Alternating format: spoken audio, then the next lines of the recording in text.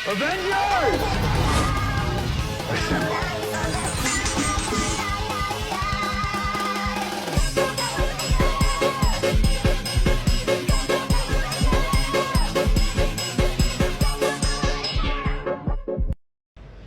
Oke, 1, 2, 3.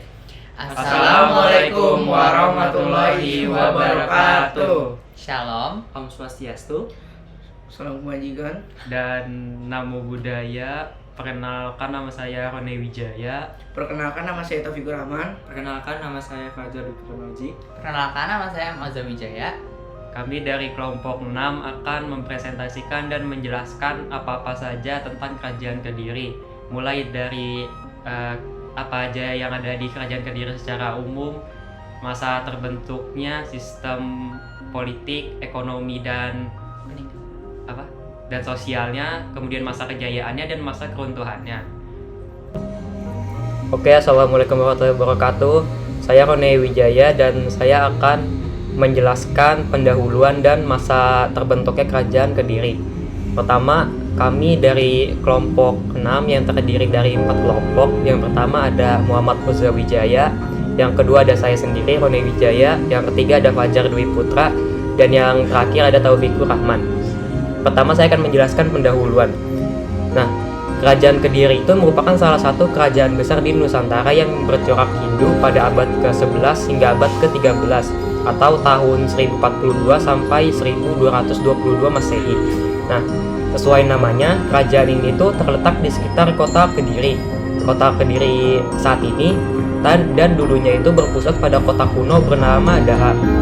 Wilayah Kerajaan Kediri itu berada di daerah Sungai Brantas, Jawa Timur.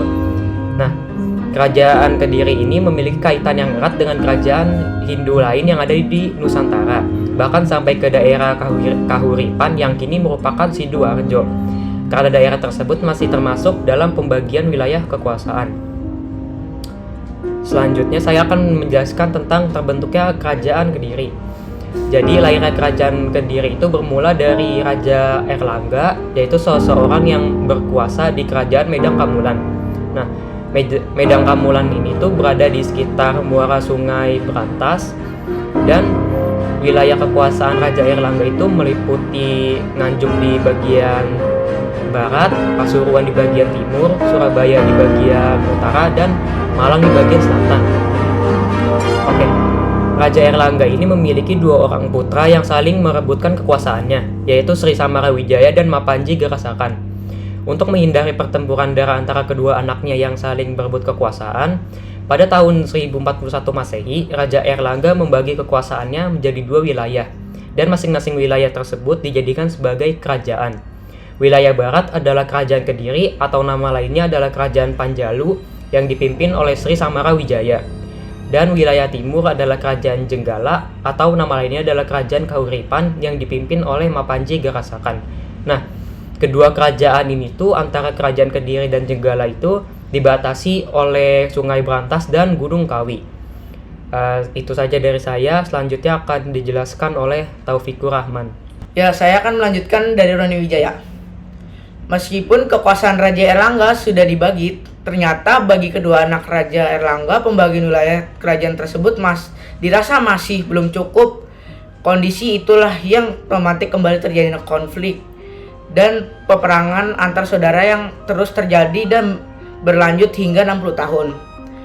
Pada akhirnya Kerajaan Kediri atau Kerajaan Panjalu memenangkan perang saudara tersebut dan sukses meraih seluruh tahta warisan dari Raja Erlangga. Raja pertama kerajaan tersebut adalah anak dari Raja Erlangga, yaitu Sri Samara Wijaya. Atas kemenangan ini, seluruh kekuasaan dan ibu kota dipindahkan ke wilayah Kediri.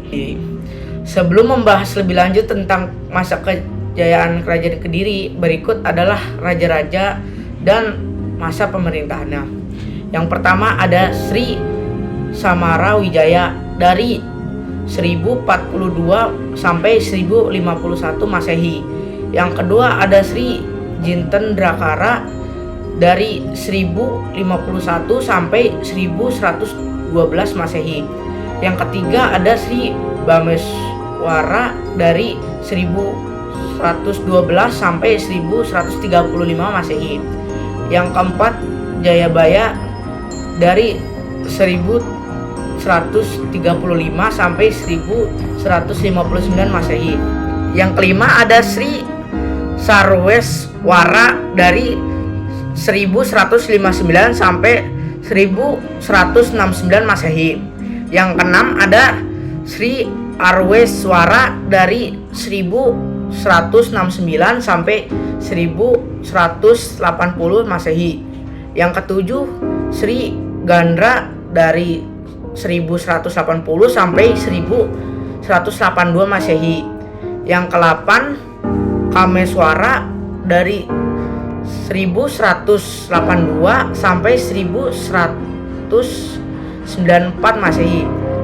Yang ke-9 yang terakhir Kertajaya dari 1194 sampai 1222.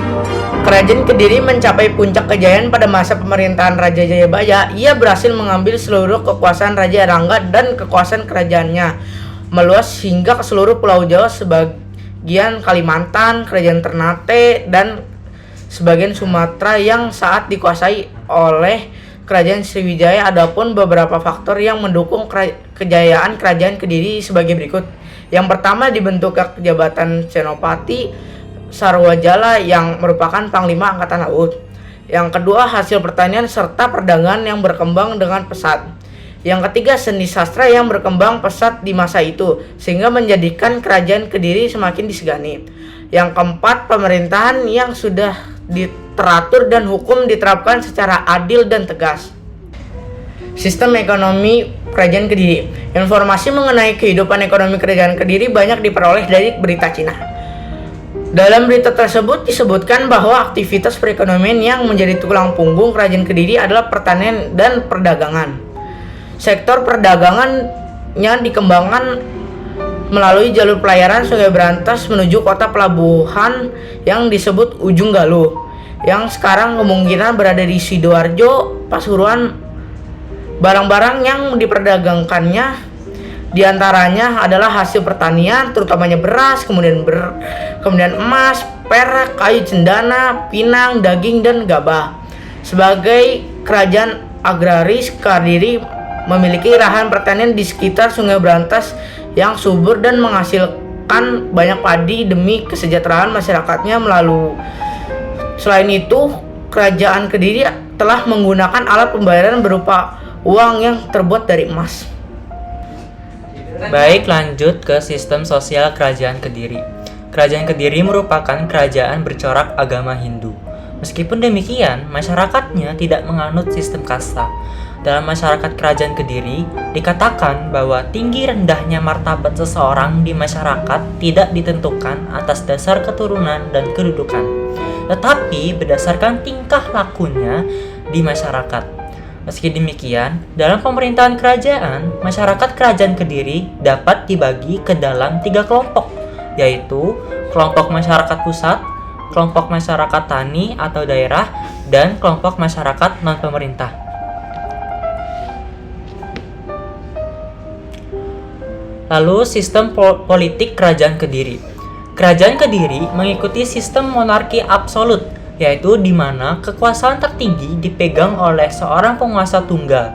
Dalam struktur pemerintahannya, terdapat jabatan-jabatan penting dalam kerajaan, yaitu seperti Rakyan Maha Mantri, Ihino atau Perdana Menteri, dan Senapati Sarwajala atau Panglima Angkatan Laut.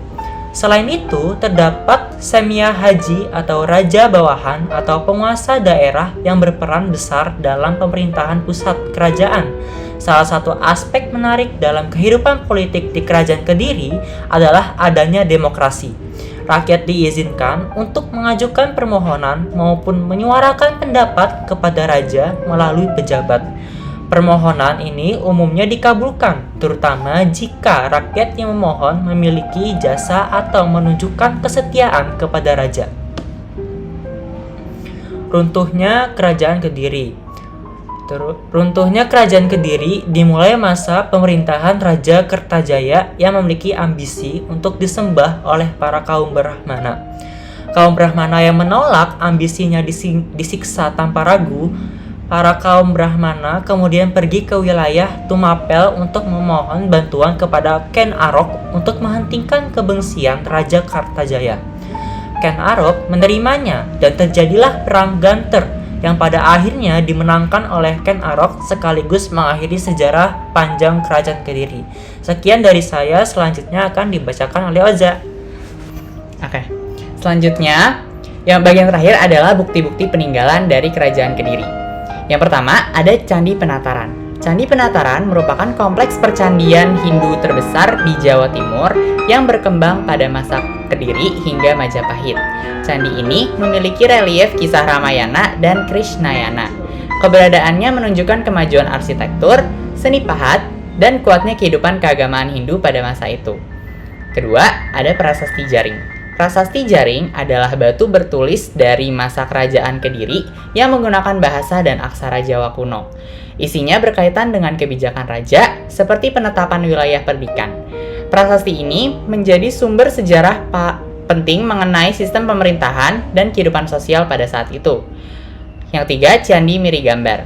Candi Mirigambar bercorak Hindu dan berasal dari masa akhir Majapahit. Reliefnya menggambarkan kisah Panji. Candi ini menunjukkan perkembangan seni ukir serta pentingnya sastra dan budaya dalam masyarakat Jawa. Keempat adalah Prasasti Ngantang. Prasasti Ngantang dikeluarkan oleh Raja Jayabaya dari Kerajaan Kediri.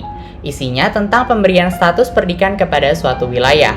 Prasasti ini membuktikan adanya sistem pemerintahan yang teratur dan hubungan baik antara raja dan rakyat. Yang kelima, ada Kitab Gatot Kacaryasa. Kitab Gatot Kacaryasa merupakan karya sastra Jawa kuno yang menceritakan kepahlawanan Gatot Kaca. Kitab ini menunjukkan pengaruh budaya India serta berkembangnya tradisi sastra pada masa Kediri. Yang terakhir ada Kitab Samaradana. Kitab Samaradana ditulis oleh Empu Darmaja pada masa Kerajaan Kameswara. Isinya mengisahkan Kamajaya dan Kamaratih serta memuat pujian terhadap raja. Kitab ini membuktikan kemajuan kesusastraan pada masa Kediri. Lantas, kesimpulannya ialah Kerajaan Kediri adalah kerajaan yang terbentuk akibat pembagian wilayah Raja Airlangga. Masa kejayaan Kediri ada pada masa Raja Jayabaya yang berhasil mengambil seluruh kekuasaan Raja Airlangga dan kekuasaan kerajaan yang meluas. Sistem ekonomi Kediri yaitu uang yang terbuat dari bahan dasar emas. Sistem politik Kediri yaitu dipimpin oleh raja sebagai pemimpin absolut sistem sosial Kediri, yaitu tidak menerapkan sistem kasta maupun meskipun mayoritas menganut agama Hindu. Runtuhnya Kediri dimulai pada tahun 1222 Masehi akibat peperangan antara Kerajaan Kertajaya dengan para Brahmana dan Ken Arok. Baik, terima kasih banyak atas perhatiannya. Semoga dengan melalui peninggalan tersebut kita dapat memahami kehidupan, kepercayaan, dan nilai-nilai budaya masa lalu yang membentuk identitas bangsa saat ini. Wassalamualaikum warahmatullahi wabarakatuh.